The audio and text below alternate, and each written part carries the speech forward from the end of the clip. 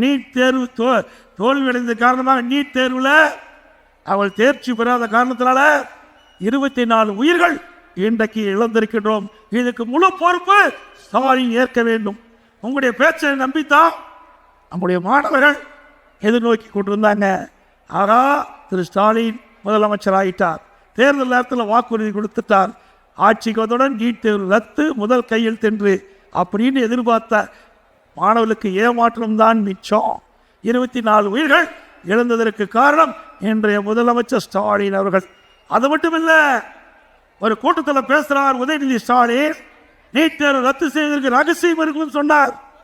இப்போ துணை முதலமைச்சர் ஆயிட்டார், இன்னும் ரகசியம் வெளியிடவே இல்லை.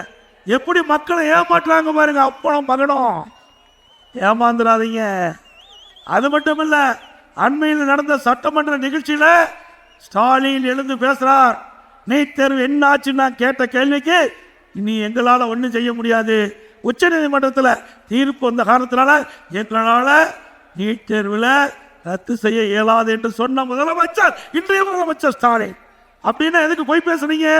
எதுக்கு பொய்யான வாக்குறுதி நாட்டு மக்களுக்கு கொடுத்தீங்க?